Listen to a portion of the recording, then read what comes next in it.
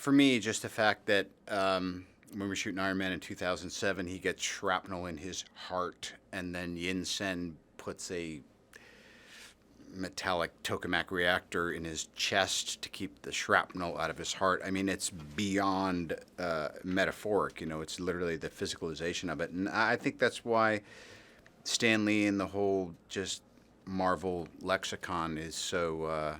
It's you know, you still got Thor and Hulk and these other things, but at the heart of it, these are all they're just these archetypes of kind of broken people.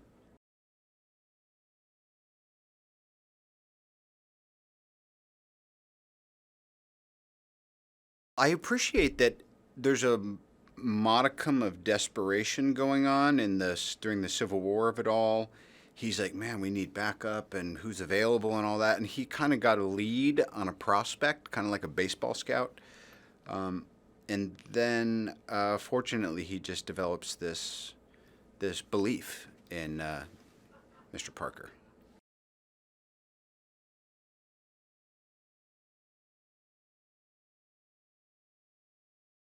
First of all, Tony is unlike many superheroes. He's been in a committed relationship for some time, but just like if you have a nice wife, she'll say, "Oh, you can flirt, just don't do anything about it." And I really wanted to play that up because the Aunt May was remarkably different previously, and I've known Marissa for a long time, and she's just a perfect.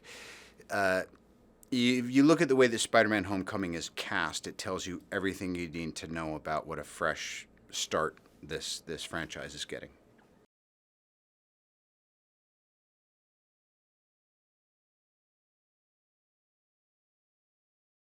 You know what it's like? Your kid turns 16, and that means they're supposed to be able to drive. But now there's all those apps where you can find out where they are. It's kind of like that. He's attempting in his own half-assed way to do some modern parenting. And also, the stakes are a lot higher than are you going to get a ticket or be an offender bender. I mean, lest we forget, he pulled Peter Parker into life and death situations shortly after meeting him, just a year or so ago.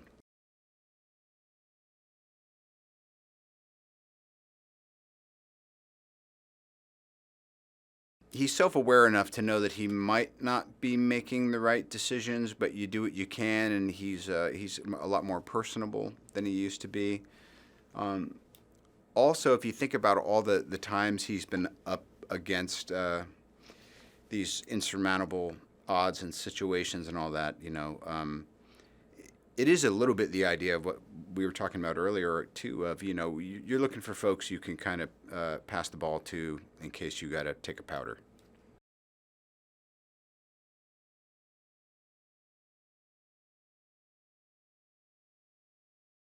In a way, I think Tony looks at him as, wow, this is a really capable kind of. He's got a good moral psychology. He doesn't have the limitations that Tony was born into by being in this military-industrial complex family.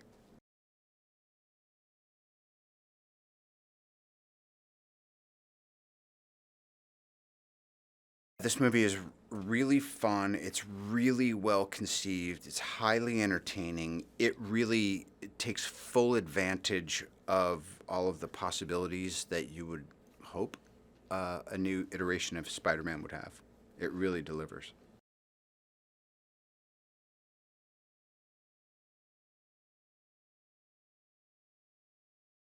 It depends on where you join the party. There's an argument to be made that you know, sitting on a, a podium with Kevin Feige, with Michael Keaton, and Amy Pascal, you're going like, who really started this when?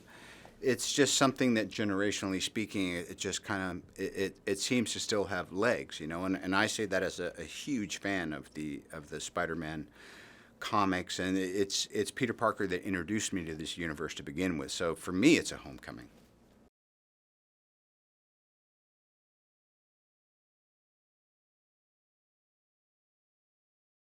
when you see it back or you get the feedback from an audience or from people who are seeing it and reviewing it, you go, yeah, you were right to do that version of it, not this version, because it's always a game of degrees and inches and all that stuff. But also for me, seeing all this young talent coming in and they've been influenced by me and Michael Keaton, and now we're actually, speaking of Homecoming, we're kind of feeling like, you know what, these kids are pretty damn good.